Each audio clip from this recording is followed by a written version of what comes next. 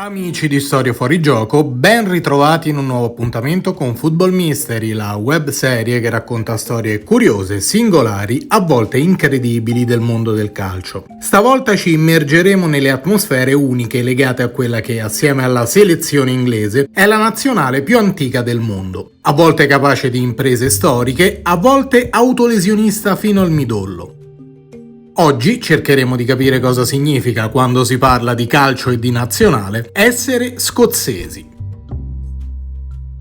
La scena che può riassumere pathos, storia e gloria della dinastia degli Scotsman può essere fissata al 10 settembre del 1985. La Scozia si sta giocando a Cardiff, a Ninian Park, la qualificazione ai mondiali in Messico del 1986. Per accedere allo spareggio contro la vincente dell'Oceania, alla Scozia basta un pareggio nel derby britannico contro il Galles, che ha chiuso però il primo tempo in vantaggio grazie a una rete di Mark Hughes. Sulla panchina della nazionale c'è Jock Stein, leggenda del calcio locale, 63 anni, che sente la pressione della posta in gioco per una squadra che dal 1974 in poi si era sempre qualificata alla fase finale dei mondiali.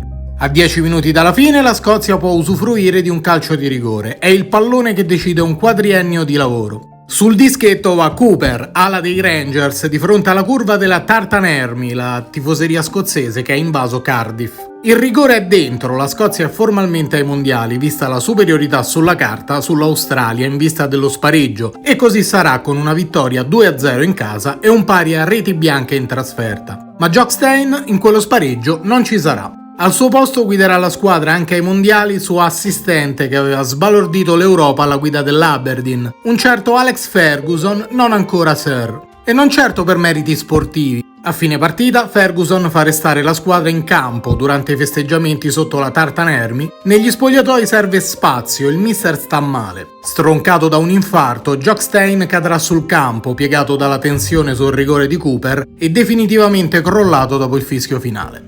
Anche nei momenti di gioia la Scozia sembra sempre dover pagare un prezzo. Frenata sulla strada del successo da fattori assurdi come nei mondiali degli anni 30 o in quello brasiliano del 50, in cui gli scozzesi si sarebbero presentati tra i favoritissimi. Nel 1934 e nel 1938 le Home Nations, le nazionali britanniche, furono escluse per problematiche relative allo status dei dilettanti dei calciatori. Nel 1950, clamorosamente, la federazione si autoescluse perché la Gran Bretagna spedì a Rio solo la nazionale vincitrice del torneo interbritannico, vinto dall'Inghilterra in finale proprio contro la Scozia.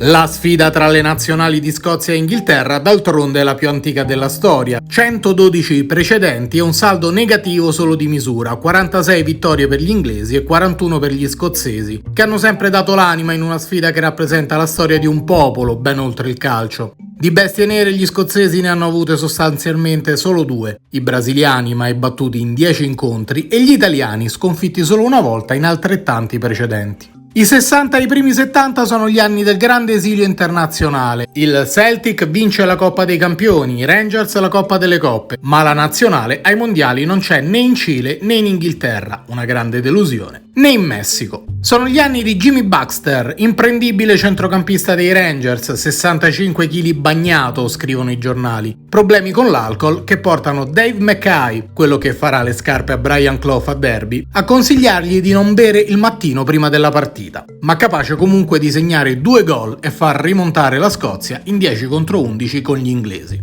L'anno della svolta, ovviamente solo potenziale perché stiamo parlando della Scozia, è il 1973. Willie Ormond arriva sulla panchina della nazionale e parte prendendone 5 dagli inglesi. Ce n'è abbastanza per invocare l'esilio ad Ullapool, nella punta estrema delle Highlands. Invece Ormond riporterà la Scozia ad un mondiale dopo 16 anni e con una squadra che potenzialmente è in grado di vincerla quella Coppa del Mondo, orfana di Pelé, e che si attende un boom del calcio atletico, ancora ignara di cosa potranno fare gli olandesi. Innanzitutto c'è Kenny Dalglish, che la storia la raggiungerà superando le 100 presenze in nazionale, arrivando a 102 e diventando lo scozzese più presente nella storia. E poi c'è la spina dorsale del maledetto United, il Leeds, il capitano Billy Bremner, che se la parola grinta avesse una foto sul dizionario ci sarebbe la sua, l'ala Peter Lorimer, dotato di un tiro pazzesco, e il miglior colpitore di testa al mondo dell'epoca, lo squalo Joe Jordan, che quando gioca si toglie la protesi dentaria per avere un aspetto più truce. La prima partita è contro la prima nazionale dell'Africa nera mai chiamata ad affrontare un mondiale. Lo Zaire viene battuto, ma il 2-0 sarà in realtà fatale alla Scozia, che pure giocherà una grande partita nel secondo match, pareggiando 0-0 contro il Brasile campione del mondo in carica. La Jugoslavia però ne ha fatti 9 allo Zaire e, dando per scontato il successo brasiliano sugli africani, per la differenza reti sarà indispensabile battere gli slavi per passare il turno. Finirà 1-1 con pari di Jordan all'89esimo, il sogno svanisce con le squadre appaiate tutte a 4 punti, ma ad uscire naturalmente sono gli scozzesi.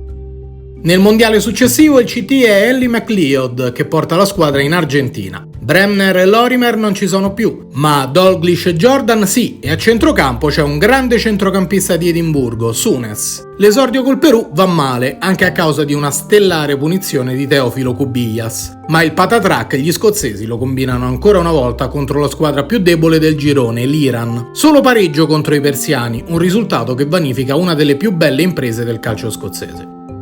Non mi sentivo così da quando Archie Gemmill aveva segnato all'Olanda nel 1978, dice Mark Renton in Trainspotting per trovare un termine di paragone efficace in un momento altrettanto esaltante. I vicecampioni del mondo saranno finalisti anche a Buenos Aires, ma nel girone cadono sotto una doppietta di Dalglish e un gol dell'ala del Nottingham Forest, futuro campione d'Europa, che segna uno dei gol più belli della storia dei mondiali. Ancora una volta non basterà. Quella del primo turno è una vera e propria maledizione per gli scozzesi. Nel 1982, nella partita decisiva contro l'Unione Sovietica, Hansen e Miller vanno a sbattere tra di loro. Ancora una volta la Scozia è fuori per la differenza reti. Non basta averne fatti 5 ai neozelandesi. Nel 1986 in Messico cambia la formula, si qualificano 4 ripescate fra le terze della fase a gironi. C'è l'estremo sacrificio di Jock Stein da onorare, ma la Scozia riesce ad arrivare quarta. A Italia 90 c'è timore per gli hooligans, i tifosi scozzesi invece riempiono di entusiasmo la penisola. Il girone non sembra proibitivo e c'è la consapevolezza di potercela fare. Ma stavolta a rompere le uova nel paniere ci pensa la Costa Rica all'esordio assoluto nel mondiale. Vittoria dei centroamericani e a poco serve il successivo 2-1 alla Svezia, perdendo col Brasile, la Scozia ancora una volta fuori dai ripescaggi. L'ultima volta nelle grandi competizioni per la Scozia è stata tra Euro 96, dove fu eliminata anche a causa di un memorabile gol di Paul Gascoigne nel sempiterno derby contro l'Inghilterra, e al Mondiale del 1998 in Francia, un solo punto in 3 partite. Poi qualcosa è cambiato, il calcio scozzese non ha fatto il salto, riuscito solo alla Premier League tra le Home Nations. La Scozia al momento fatica a immaginarsi anche all'Europeo allargato a 24 squadre. Ma quando succederà, la Tartanermi sarà lì come se non fossero passati 20 anni dall'ultimo mondiale, pronta a subire anche l'ennesima delusione nel più demenziale dei modi possibili. Questo è essere scozzesi, perché in fondo, come disse un certo William Wallace, la Scozia sarebbe il posto più bello della terra se non fosse pieno di scozzesi. Se il video ti è piaciuto non dimenticare di lasciare un like e soprattutto di iscriverti al canale per essere sempre aggiornato sui prossimi appuntamenti di Football Mystery. Alla prossima!